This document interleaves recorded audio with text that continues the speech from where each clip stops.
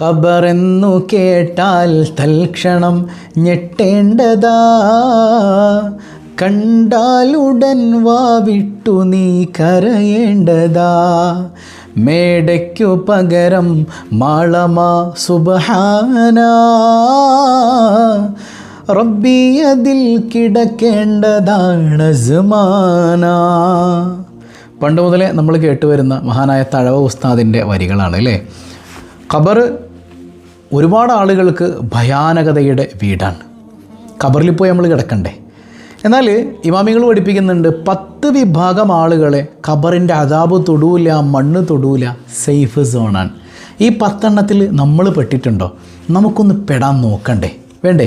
അതുമാത്രമല്ല, നമ്മളൊക്കെ ആഗ്രഹിക്കുന്നൊരു സംഗതിയാണ് മുസ്ലിമായി ജീവിക്കാൻ. ഇപ്പോൾ എല്ലാവർക്കും എളുപ്പമാണ് അല്ലേ.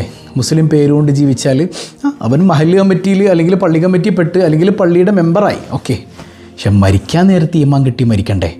അപ്പോൾ ഈമാൻ കിട്ടി മരിക്കാനായിട്ട് മനോഹരമായൊരു ദിക്റും ഒരു സൂറത്തും ഞാൻ പഠിപ്പിച്ചു തരാം. ഇത് കൃത്യമാക്കിയാൽ തന്നെ നമ്മുടെ ലൈഫിൽ ഈമാനികമായി വലിയ മാറ്റം ഉണ്ടാകും. ഈ വെള്ളിയാഴ്ചയുടെ ബർക്കത്തുകൊണ്ട് അല്ലാഹു സലാമത്താക്കട്ടെ. 3000 രൂപ സമ്മാനമായി ലഭിക്കുന്ന ചോദ്യം വീഡിയോയിലുണ്ട്.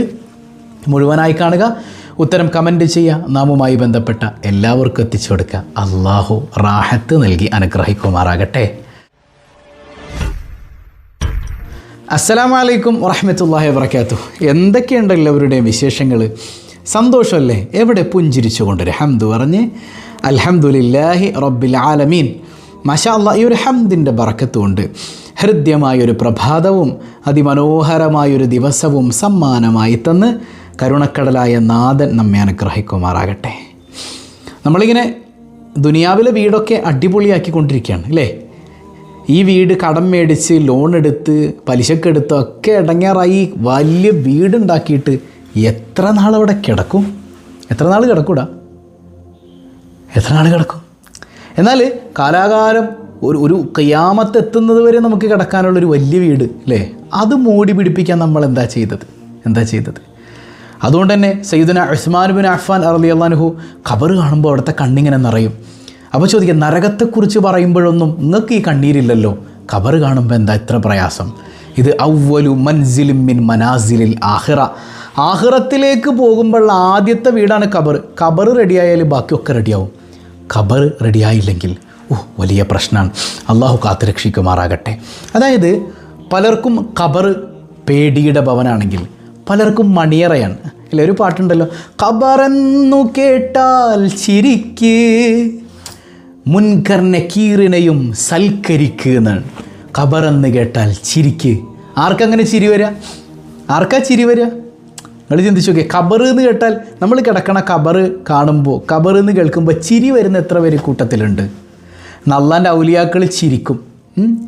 ഉസ്മാൻ റളിയല്ലാഹു അൻഹു ഖബറിൽ പോകാനൊക്കെ റെഡിയാണ്. നരകത്തെക്കുറിച്ച് പേടിച്ചിട്ടൊന്നുമല്ല കരഞ്ഞത്.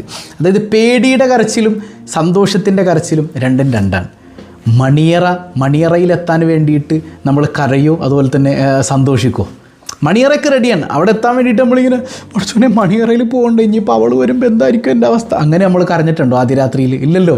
നമ്മളെ കൊതിക്കുകയാണ്. കുറച്ചുകൂടെ കൂട്ടുകാരും കുടുംബക്കാരൊക്കെ എപ്പോഴാണ് ഒന്ന് പോണത്, കൊതിയാണ്. അതായത് പഠിച്ചോനെ എന്നെ ഖബറിലേക്കൊന്ന് വേഗം എത്തിക്കല്ല, കാരണം ഖബറിലേക്ക് വേഗം എത്തിയാലാണ് എനിക്ക് നിന്നെ കാണാൻ പറ്റുള്ളൂ. അല്ല, കൊതിയാണ്. മണിയറയാണത്.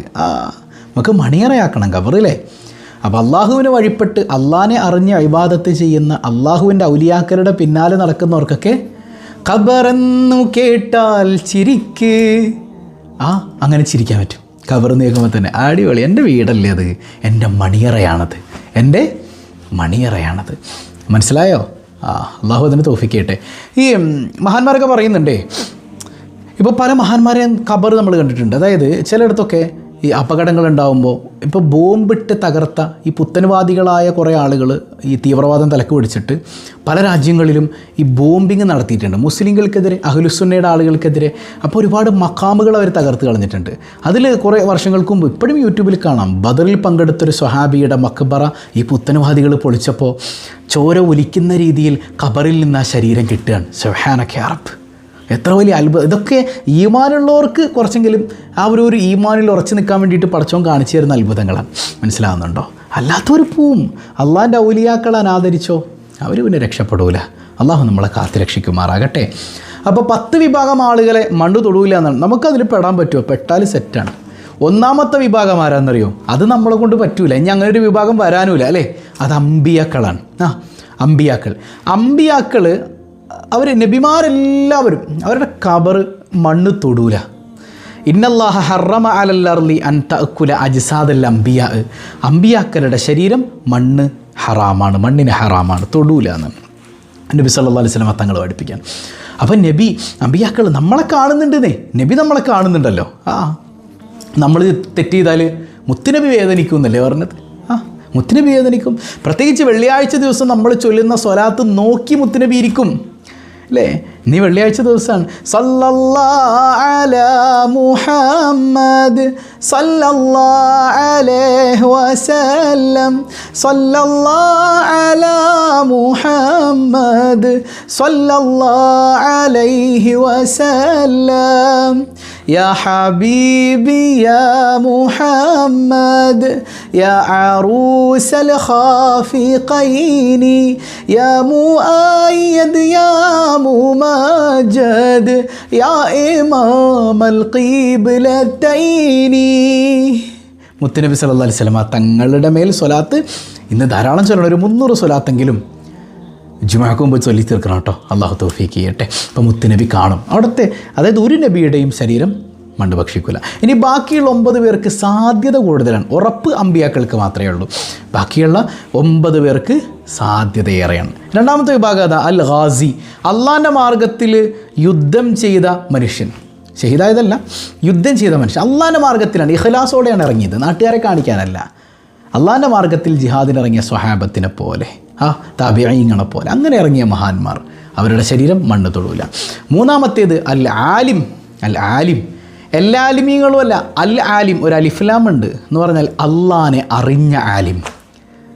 അള്ളാനെ അറിഞ്ഞ ജ്ഞാനികൾ, സൂഫികൾ, ഔലിയാക്കൾ. അതായത് അള്ളാഹ് എന്തിനാ നമ്മളെ പഠിച്ചത്? അവനെ അറിയാൻ, അവനെ നമുക്ക് പഠിപ്പിച്ചു തരുന്ന, നമുക്ക് അറിയിച്ചു തരുന്ന ജ്ഞാനികളായ അള്ളാൻ്റെ ഔലിയാക്കളായ ആലിമീങ്ങളുണ്ടല്ലോ. അതുകൊണ്ട് തന്നെ ഒരിക്കലും ആലിമീങ്ങളെ ഗ്രൂപ്പ് തിരിച്ച് നിങ്ങൾ ചീത്ത പറയാൻ പോകണ്ട കേട്ടോ. സമസ്തയുടെ ഏത് വിഭാഗമാകട്ടെ, ദക്ഷിണയുടെ വിഭാഗമാകട്ടെ, സുന്നത്ത് ജമാഅത്തിൻ്റെ ഉലമാക്കൾ നിങ്ങളെ ഗ്രൂപ്പ് തിരിച്ച് കുറ്റം പറയണ്ട, സയ്യിദന്മാരെ ഗ്രൂപ്പ് തിരിച്ച് കുറ്റം പറയണ്ട. എന്ന് പറഞ്ഞാൽ പരസ്യമായിട്ട് ചിലപ്പോൾ നൂറെ ഹബീബ് മുത്തുമണിയെ പോലുള്ള ആളുകൾ തെറ്റ് ചെയ്യുമ്പോൾ പരസ്യമായിട്ട് വിമർശിക്കേണ്ടി വരും. അത് വേറെ വിഷയമാണ്. അല്ലാതെ മറ്റൊരാൾ രാഷ്ട്രീയം മാറിയതിൻ്റെ പേരിൽ, സംഘടന മാറിയതിൻ്റെ പേരിൽ പരസ്പരം കുറ്റം പറയാൻ നമ്മൾ പോകണ്ട. കാരണം ആലിമീങ്ങളുടെ, അള്ളാഹുവിനെ അറിഞ്ഞ ആലിമീങ്ങളുടെ രക്തത്തിൽ വിഷമുണ്ട്. അവരെ കുറ്റം പറഞ്ഞാൽ ഈമാനില്ലാതെ ചത്തുപോകും. സയ്യിദുനാ റസൂലുള്ളാഹി സ്വല്ലല്ലാഹു അലൈഹി വസല്ലം തങ്ങളുടെ ഹദീസിൽ നിന്ന് വ്യക്തമാണ്. അങ്ങനെ അള്ളാഹിനെ അറിഞ്ഞൊരു ആലിമായി നിങ്ങൾ മാറിയാൽ, നിങ്ങളുടെ മക്കൾ അങ്ങനെ ആക്കി മാറ്റിയാൽ ഖബർ മണ്ണ് തൊടൂല. അങ്ങനെ ഒരു സാഹചര്യം അള്ളാഹു ഉണ്ടാക്കിയേക്കാം. നാലാമത്തേത് ഷഹീദ്, അള്ളാഹിൻ്റെ മാർഗത്തിൽ യുദ്ധം ചെയ്ത് അവിടെ രക്തസാക്ഷിയായ മനുഷ്യൻ ഇല്ലേ? വലാ തഹ്സബന്നല്ലദീന ഖുതിലൂ ഫീ സബീലില്ലാഹി അംവാതാ ബൽ അഹ്യാഉൻ ഇൻദ റബ്ബിഹിം യുർസഖൂൻ. ശുഹദാക്കളെക്കുറിച്ച് മരിച്ചവരാണെന്ന് നിങ്ങൾ പറയരുത്, ബദരീങ്ങളും മരിച്ചു എന്ന് പറയരുത്. കാരണം അവർ ബദരീങ്ങളാകട്ടെ, ആരല്ലാൻ്റെ മാർഗത്തിൽ ഷഹീദായോ, ഇപ്പോൾ നമ്മുടെ മലപ്പുറത്ത് ഒമാനൂർ ശുഹദാക്കൾ, അങ്ങനെ ആരും ആയിക്കോട്ടെ, ശുഹദാക്കളായ ആളുകൾ നിങ്ങൾ മരിച്ചു എന്ന് പറയരുത്.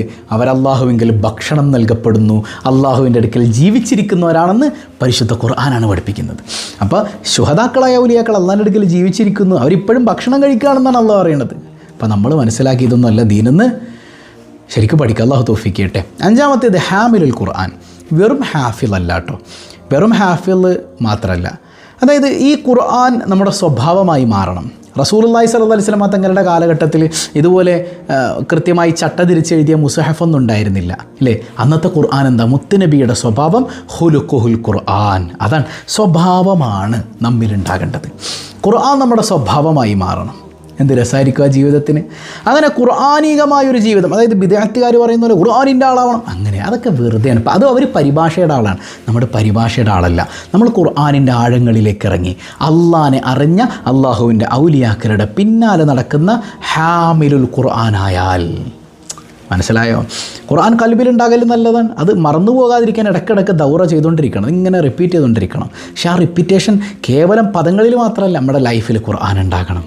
അള്ളാഹു തൗഫീഖ് ചെയ്യട്ടെ. അങ്ങനെയുള്ളവരുടെ ശരീരം മണ്ണ് ഭക്ഷിക്കാൻ സാധ്യതയില്ല. ഇനി ആറാമത്തേത് ഇമാമുൻ ആദിലുൻ, നീതിമാനായ ഭരണാധികാരി. അത് നാട് ഭരിക്കുന്ന ഭരണാധികാരി ആയിക്കോട്ടെ, നീതിയുള്ളവനാണ്. നാട് മാത്രമല്ലടാ, വീടും. ഇപ്പോൾ വീടിൻ്റെ ഭരണം ആർക്കാ? 2 തരം ഭരണങ്ങളുണ്ട് അല്ലേ? അതിൽ സ്ത്രീ ഭരിക്കേണ്ട കാര്യങ്ങളുണ്ട്, പുരുഷൻ ഭരിക്കേണ്ട കാര്യങ്ങളുണ്ട്. ഭരണം എന്നൊക്കെ ഉള്ളതൊരു സാങ്കേതിക പ്രയോഗമാണ്. അവിടെ നീതി ഉറപ്പാക്കുക. അമ്മായിയമ്മയുണ്ട്, കെട്ടിയോളുണ്ട്, 2 പേർക്കിടയിൽ നീതി ഉറപ്പാക്കണം.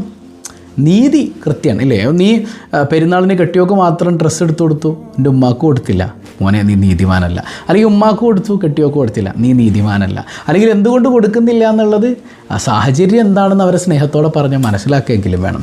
അങ്ങനെ എല്ലായിടത്തും നീതി പാലിക്കുന്ന ആളാണെങ്കിൽ നിങ്ങളുടെ ശരീരം മണ്ണ് തൊടാൻ സാധ്യതയില്ലെന്നുള്ള ഇമാമിങ്ങൾ പഠിപ്പിക്കുകയാണ്. 7-ാമത്തേത് വൽ മുഅദ്ദിൻ, നമ്മുടെ മൊല്ലാക്ക അല്ലേ? അല്ലാഹു അക്ബർ അല്ലാഹു അക്ബർ അല്ലാഹു അക്ബർ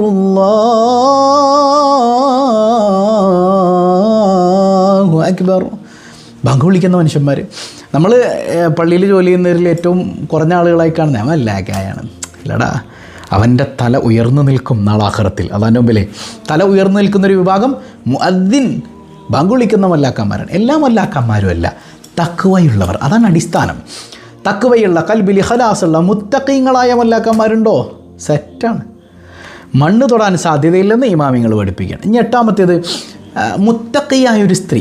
തഖ്വയാണ് പ്രധാനം കേട്ടോ. മുത്തഖിയായൊരു സ്ത്രീ പ്രസവ സമയത്ത് മരണപ്പെട്ടാൽ, അല്ലെങ്കിൽ പ്രസവവുമായി ബന്ധപ്പെട്ട് ഗർഭിണിയായിരിക്കാൻ മരണപ്പെട്ടാൽ, അങ്ങനെയുള്ളൊരു മരണം അവൾക്കുണ്ടെങ്കിൽ അവൾക്ക് ശുഹദാക്കളോടൊപ്പമാണ് സ്ഥാനം എന്നൊക്കെ നബിതങ്ങൾ പഠിപ്പിക്കുന്നുണ്ട്. അപ്പം അങ്ങനെയുള്ളൊരു സ്ത്രീ, അവൾ മുത്തഖിയാണ്, തഖ്വയുള്ളവളാളും കൂടി ആണെങ്കിലോ അവരുടെ ഖബർ മണ്ണ് തൊടൂല.